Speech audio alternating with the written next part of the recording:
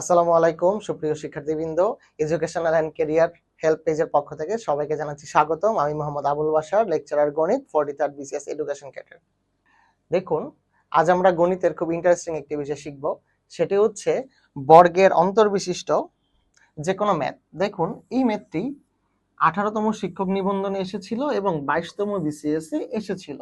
আসুন আমরা যদি প্রশ্নটি দেখি, দুটি ক্রমিক সংখ্যার বর্গের অন্তর যদি দেয়া থাকে, দেখুন আমার প্রশ্নটিতে দেয়া আছে দুটি ক্রমিক সংখ্যা মানে কি আমরা সবাই জানি পরপর দুটি সংখ্যা। আচ্ছা, দুটি ক্রমিক সংখ্যার বর্গের অন্তর দেয়া আছে 119। যদি দুটি ক্রমিক সংখ্যার বর্গের অন্তর 119 হয়, তাহলে আমাদেরকে ছোট সংখ্যাটি বের করতে বলেছে। দেখুন, আমি দুটি ফর্মুলা লিখে রেখেছি। যদি এরকম পরপর দুটি ক্রমিক সংখ্যার বর্গের অন্তর দেয়া থাকে এবং আমাদেরকে যদি বৃহত্তম সংখ্যা বা বড় সংখ্যা বের করতে বলে অথবা ক্ষুদ্রতম সংখ্যা যদি বের করতে বলে, তাহলে এই দুটি সূত্রের মাধ্যমে আমরা খুব সহজেই সংখ্যা দুটি বের করে ফেলতে পারবো। দেখি আমরা সূত্র দুটি কি।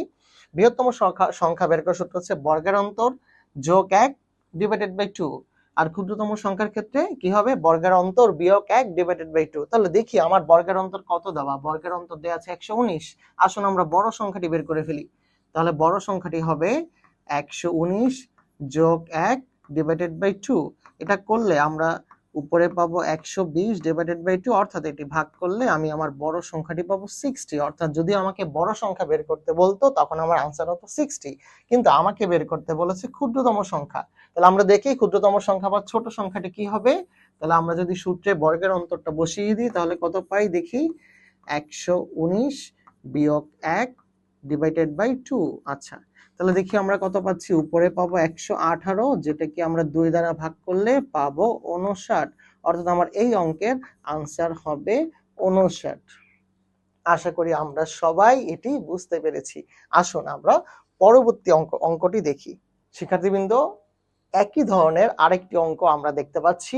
দেখুন এখানে কি আছে, দুটি ক্রমিক সংখ্যার বর্গের অন্তর দেয়া আছে 23। কি বললো?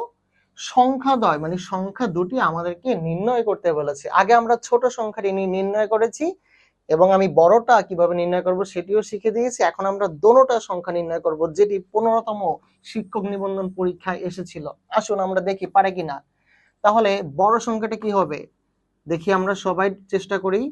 23 যোগ 1 ডিভাইডেড বাই 2, অর্থাৎ উপরে আমার হবে 24, যাকে 2 দ্বারা ভাগ করলে আমরা পাবো 12। অর্থাৎ আমার বড় সংখ্যাটি হবে 12, অর্থাৎ একটি সংখ্যা বা বৃহত্তম সংখ্যাটি হবে 12। এবং আমরা দেখি ক্ষুদ্রতম সংখ্যাটি কত হয়। যেহেতু আমার বর্গের অন্তর ছিল 23, তাহলে আমার এটা হবে 23 বিয়োগ 1 ডিভাইডেড বাই 2, অর্থাৎ উপরে আমি পাবো 22, যাকে 2 দ্বারা ভাগ করলে আমরা পাবো 11। অর্থাৎ আমার ছোট সংখ্যাটি হবে 11। অর্থাৎ আমার উত্তর হবে বৃহত্তম সংখ্যাটি 12 এবং ক্ষুদ্রতম সংখ্যাটি 11। আশা করি সবাই আমরা বুঝতে পেরেছি। এই প্রশ্নটি 15তম শিক্ষক নিবন্ধনের স্কুল পর্যায়ে এসেছিল। দেখুন একই প্রশ্ন দেওয়া আছে, বর্গের অন্তর 17, সংখ্যাদ্বয়ের যোগফল কত বের করতে বলেছে।